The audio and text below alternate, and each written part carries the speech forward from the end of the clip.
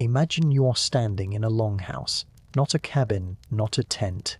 A longhouse stretching nearly 100 feet from end to end, built from elm bark and cedar poles, warm with firelight and the smell of wood smoke and dried corn. Outside, the forest is doing what forests do in upstate New York in October, going copper and gold and a deep arterial red, the kind of color that seems less like a season and more like a warning. Inside, 50 people are seated in a rough circle, men and women both. An elder is speaking, not issuing commands. Speaking, making a case, laying out a position, inviting a response. Someone disagrees. The disagreement is heard. A third person offers a synthesis. Nobody is executed.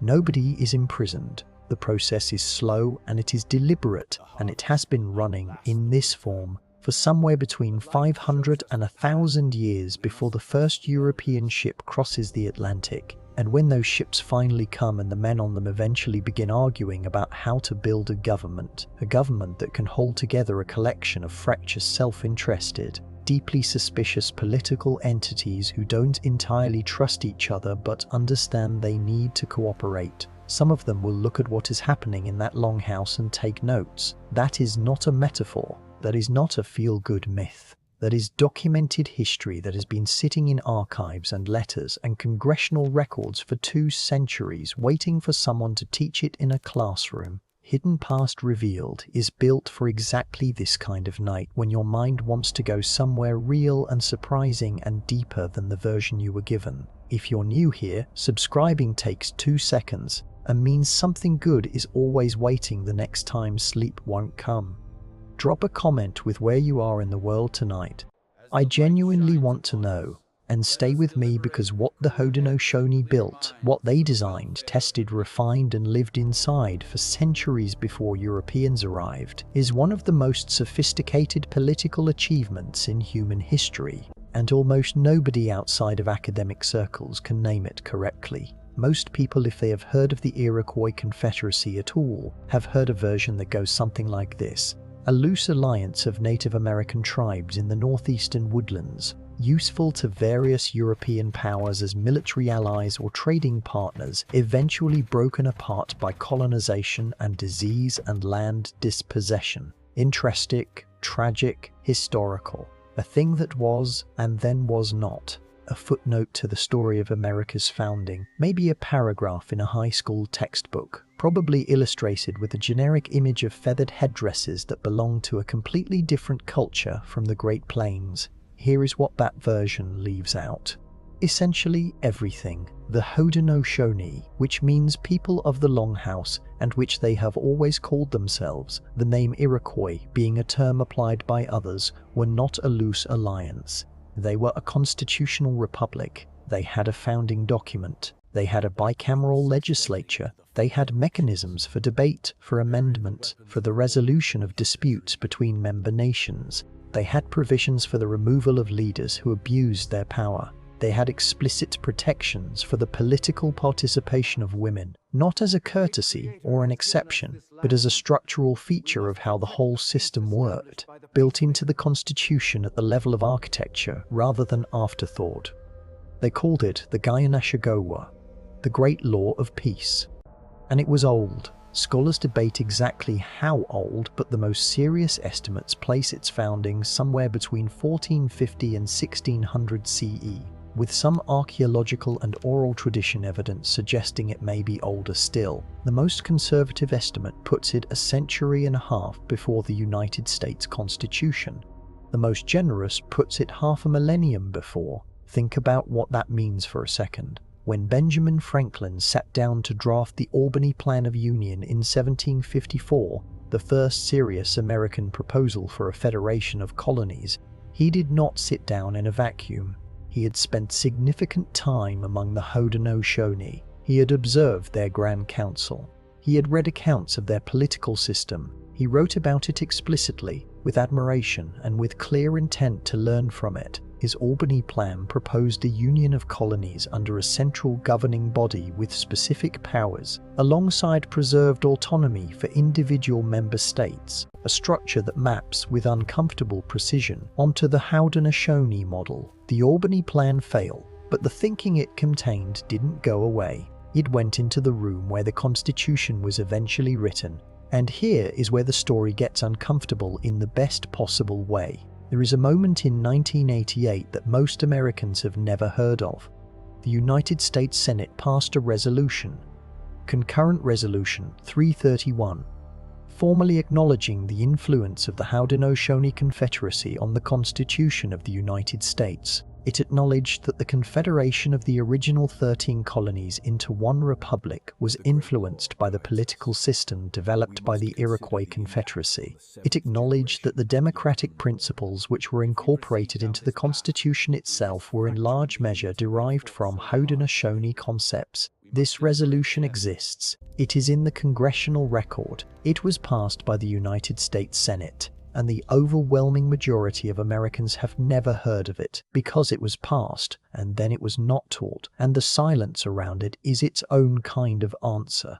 Why was it not taught? That question opens into something larger. Here is the name you need to know: Dekanewida, sometimes called the Great Peacemaker, a man or a figure, because the oral tradition surrounding him is rich enough that some scholars treat him as partially mythological and others treat him as entirely historical, who traveled among the 5 original nations of the Haudenosaunee at a time when they were locked in cycles of warfare and vendetta, so severe that the violence had become self-sustaining. Blood demanded blood. Killing required retaliation. Retaliation required retaliation in turn. Villages were fortified. Fields went unplanted. Children grew up in a landscape of permanent threat.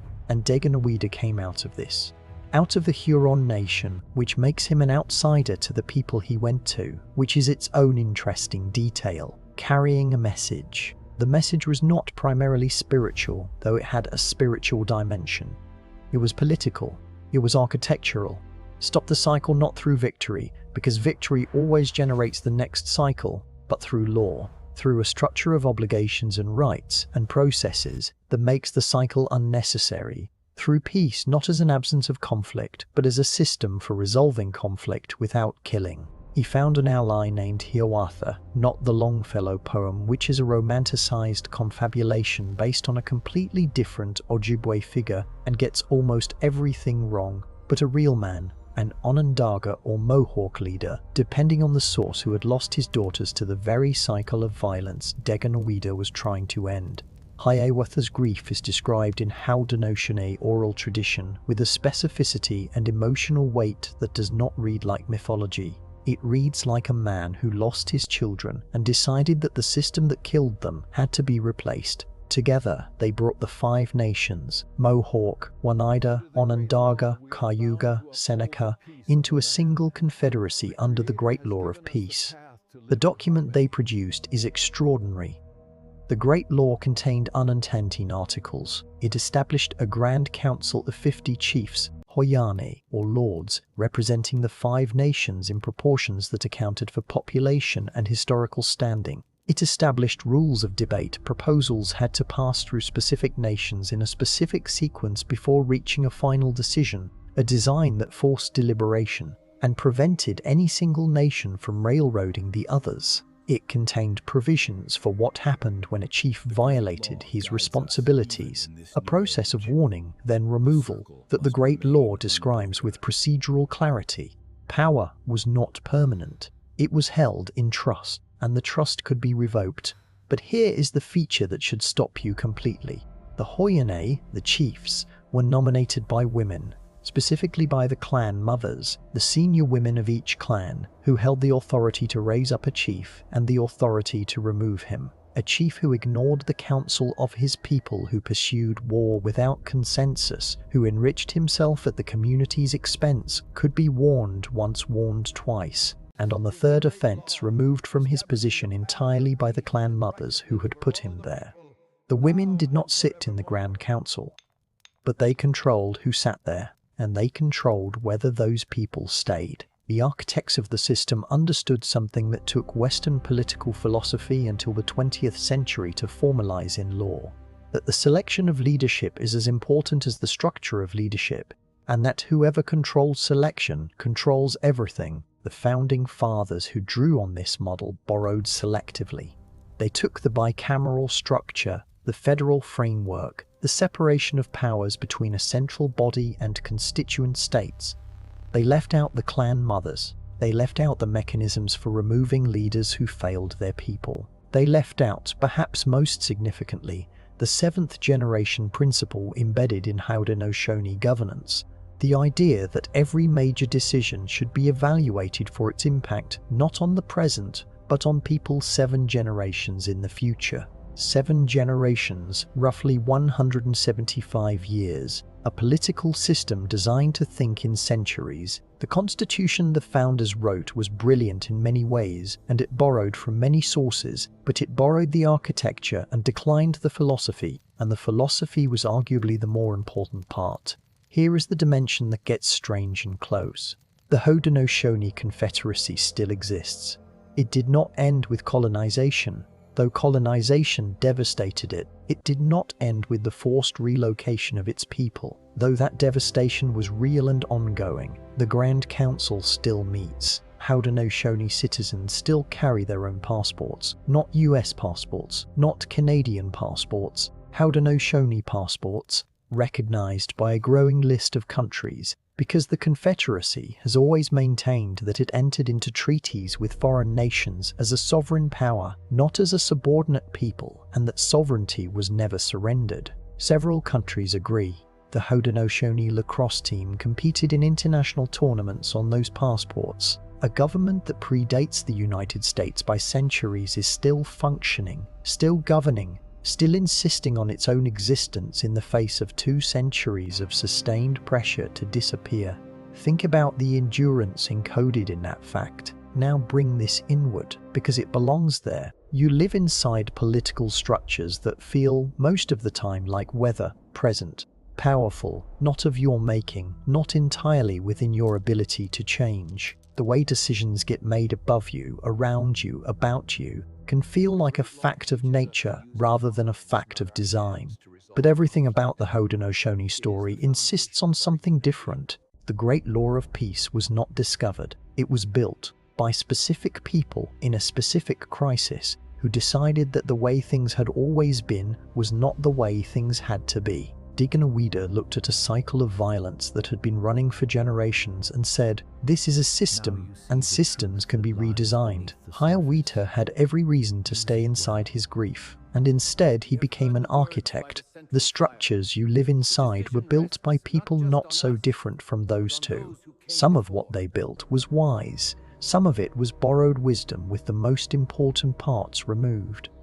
All of it was a choice. And choices, unlike weather, can be revisited. Let that settle. Let it be quiet now. Feel the weight of the night around you, the room you're in, the particular darkness of this hour, the specific silence that arrives when most of the world has gone to sleep. Somewhere in upstate New York, in the territory the Haudenosaunee have occupied for 1,000 years longer than the country surrounding them, the forest is doing what it does. Breathing, turning, holding the ground. The longhouses are mostly gone, replaced by frame houses and roads and all the architecture of the modern world. But the Grand Council still meets. The clan mothers still hold their authority. The great law is still recited from memory by people who memorized it, from people who memorized it from people who were there when it was new. That thread held across everything that was done to break it. It held. You are part of a species that at its best does this. Builds systems for peace out of the raw material of grief and conflict, encodes wisdom into law so it outlasts the people wise enough to invent it, hands the future something better than the present inherited. That is what tonight was about. Not a footnote, not a paragraph. The thing itself. Thank you for being here with Hidden Past Revealed. If this one opens something up for you, a like helps other people who need exactly this kind of night find their way here. Drop a comment. Where are you listening from, and what part of this landed hardest? Subscribing keeps the channel alive and means there's always something real waiting the next time the mind needs somewhere to go. Channel membership is there if you ever want to go deeper. No pressure, just an open door that stays open. Sleep well now. Let the questions rest without requiring answers tonight. Somewhere above the roof, above the clouds, above all of it, the same stars that watched the peacemaker walk between warring nations with a message about systems and structures and the possibility of something better than what exists. They're still there, and so, remarkably, is the great law. Rest now. You've been good company.